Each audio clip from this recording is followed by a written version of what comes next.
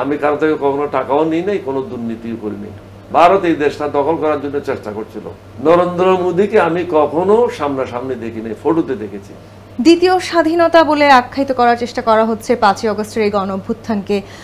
সেই মতামতের সাথে কিংবা এই মতবাদের সাথে কি আপনি একমত? এটা স্বাধীনতাও আপনি বলতে পারেন না এক্স্যাক্টলি। স্বাধীনতা, একটা জাতি স্বাধীন কখন হয়? যখন আপনাকে কেউ দখল করে নেয়, তার থেকে মুক্ত হন, তখন আপনি স্বাধীন বলতে পারেন। এখানে তো আওয়ামী লীগ প্রশাসন দখল করেছিল, দেশটা তো দখল করে নেই, দেশটা তো নাম বদলায় নেই। সুতরাং এটা স্বাধীনতা বলতে পারেন না।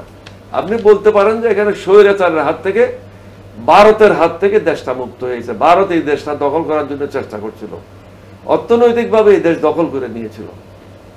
ভারতের কথা যখন তুলেছেন, নরেন্দ্র মোদী আপনাকে প্রতি বছর জন্মদিনের শুভেচ্ছা জানান। অনেকেই হয়তো বলার চেষ্টা করেন আপনার সাথে হয়তো ওনার সম্পর্কটা বেশ গভীর কিংবা ভালো, সেরকমই কি? আমি বেঈমানও না, আমি মুনাফিকও না, আমার এরকম রেকর্ডও নেই। আমি কারো থেকে কখনো টাকাও নিই নাই, কোনো দুর্নীতিও করিনি। নরেন্দ্র মোদীকে আমি কখনো সামনাসামনি দেখিনি, ফটোতে দেখেছি। নরেন্দ্র মোদী বা নরেন্দ্র মোদীর সরকারের কারোর সাথে আমার কখনো কথাও হয় নাই। উনি হয়তো মনে করেন আমি একজন মুক্তিযোদ্ধা, সবচেয়ে প্রবীণ অ্যাক্টিভ রাজনীতিবিদ, সেজন্য সম্মান করে সেটা হয়তো পাঠান।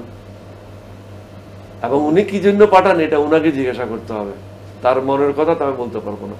উৎসবে খুশি হবে নগদে বেশি, কারণ ঘন্টায় ঘন্টায় আছে গিফট জেতার সুযোগ।